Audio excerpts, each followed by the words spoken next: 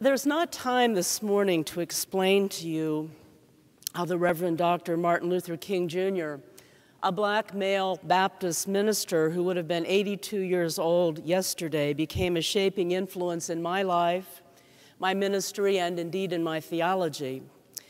I will say it has been an incredible journey, a soul-searching, emotional, spiritual, questioning, challenging, sometimes lonely, wonderful journey from rural northwestern Pennsylvania, where I heard that Martin Luther King was an agitator who should not have caused so much trouble.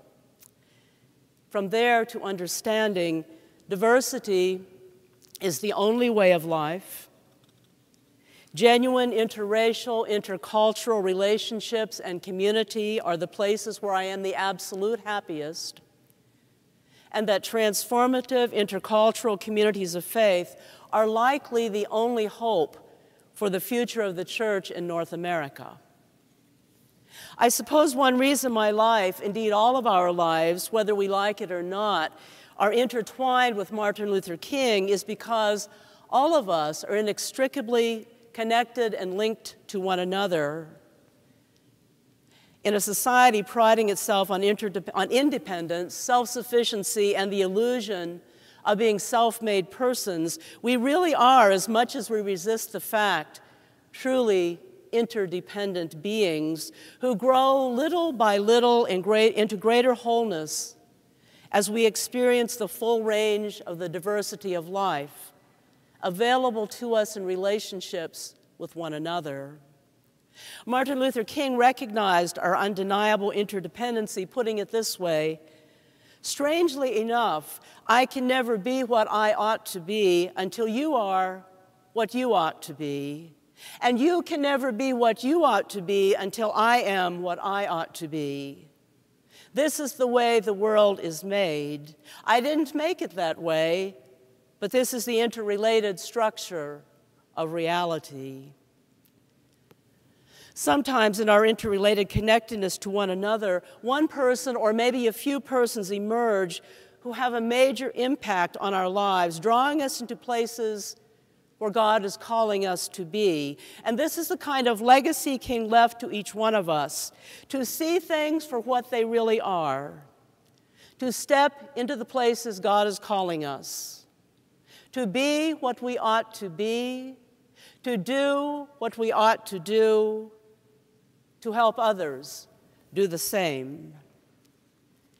In his life, King many times ascended the steep mountain of injustice surrounding him on every side, confronting insurmountable obstacles along the difficult upward path, reaching the peak to peer over the other side, seeing new possibilities, God-given promises beckoning to those who dared to follow.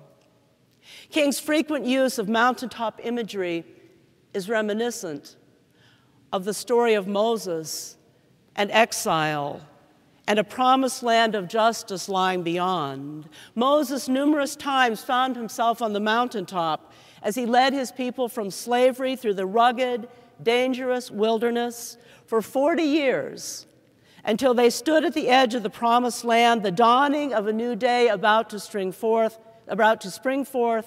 hope for a brighter tomorrow there on the horizon.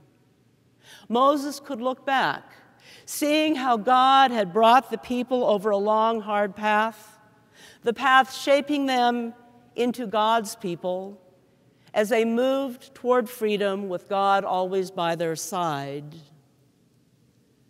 I suspect it may have been painful to hear God's words: climb up the mountain again, looking carefully at all the land around, for you will not go with your people into the promised land. Instead, instruct and train Joshua. Encourage and strengthen him, for it is Joshua who follows behind you, who will lead the people into the land of hope and promise. Moses, on top of that mountain, still a strong and vigorous leader, could see and delight in the possibilities there before his very eyes. lying just a little further on for his people, but there he died, never really experiencing the justice and freedom for which he struggled and toward which he led his people. After a time of grief and mourning, the spirit of wisdom filled Joshua, the leader whom Moses had raised up to complete his work, and the people followed Joshua, moving forward further along on their journey begun with Moses. Remember the mountaintop imagery showing up frequently in King's speeches. Monday, December 8th, 1955, Montgomery, Alabama, the first victorious day of the Montgomery bus boycott, forever changing history. By evening, a new movement had begun, which, as King said, would astound the oppressor and bring new hope to the oppressed. Ecstatic, King stood on the mountaintop at the beginning of victory as thousands of black people in this country stood up with a new sense of pride, a new sense of dignity requiring new meaning and dignity, a new destiny for our entire country. In his book, Stride Toward Freedom, Dr. King writes, "After ascending the mountain on Monday night, I woke up Tuesday morning urgently aware that I had to leave the heights and come back to earth. There was strategy to plan, decisions to be made, long hours and days ahead, leading his people toward equality and freedom. And this work would not happen on the mountaintop. King went back into the depths of the valley to bring others up that mountain path with him so they too could see the possibilities lying ahead. Possibilities which would be realized only after days and months and years of committed struggle."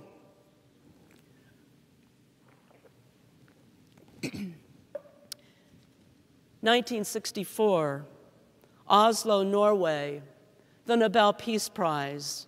The recipient, the Reverend Dr. Martin Luther King Jr., no longer a leader only in Montgomery, no longer a leader only in the South, no longer a leader only in this country, now a world leader who had been captured by God's broad, inclusive vision and purpose for freedom and peace, truth and justice, nonviolence and rejection of oppression, and an equitable sharing of resources for all people, inextricably connected together as beloved children of God.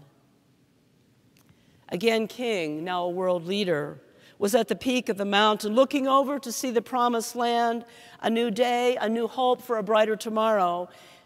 In many ways, for Dr. King, it could have been a brighter day right then. He was now acclaimed worldwide.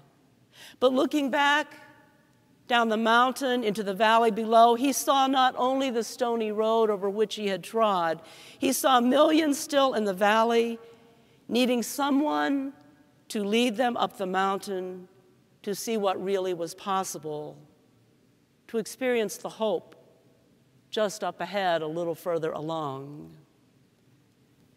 In this mountain tension, hope, promise, victory before him, the long, trudging, dangerous path which had brought him from the valley below back down the other side, King made his choice and observed that the ceremony was quite a contrast to what I face almost every day under threat of death. And it's a fine contrast to have people say nice things. I wish I could stay on the mountain, but the valley calls me. I must return to the valley. I must return to the valley all over the South and in the big cities of the North, a valley filled with millions of our white and Negro brothers and sisters who are smothering in an airtight cage of poverty in the midst of an affluent society.